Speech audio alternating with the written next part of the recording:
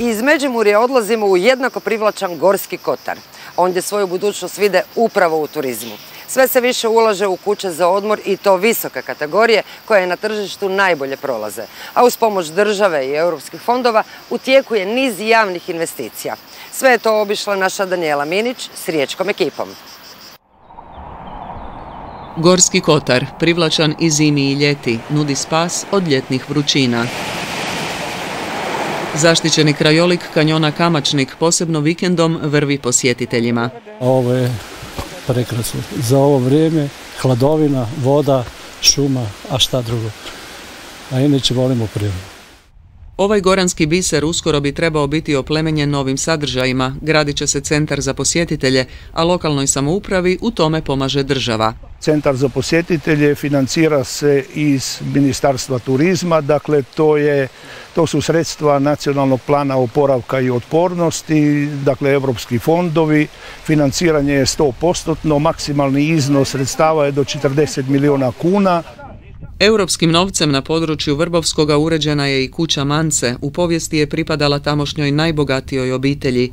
Kada bude opremljena služit će gostima i domaćima kao infocentar i društveni dom. Nove investicije uz pomoć države i u Fužinama. Prva faza uređenja edukativne pješačko-biciklističke staze već je završena, a jezerom Lepenice uskoro će zaploviti turistički brodić. Cilj je dobiti u biti cijelu šetnicu oko cijelog jezera Lepenice dužine 12,5 km. Nažalost, ne možemo sve odmah napraviti. Ova investicija je koštala oko milijun i 100 tisuća kuna, gdje smo uspjeli urediti pristanište, šetnicu koja ide ovdje 2 km uz jezero Lepenica, jedno odmorište za mlade i djecu, gdje su sportske sprave, dječje igralište i naša plaža koja je tu već poznata, naša rivijera. Goranima je važan i zimski turizam, pa će se tako u Fužinama uskoro napraviti sanjkalište sa sanjkaškom trakom, za što je novac osigurala i županija. Goranske općine i gradovi pripremili su niz projekata čiju realizaciju očekuju kroz nacionalni plan oporavka. Pa ću tu svakako istaknuti Centar za nordijske sportove Vrbovska Poljana, koji je u pripremi ispred općine Mrkopalj, Centar za posjetitelje Vrbovsko, skijalište Bijela Kosa u Vrbovskom, koja je dovedena do visoke faze pripreme projektne dokumentacije. Spomenut ću tu svakako projekt Alpine Coastera u Fužinama.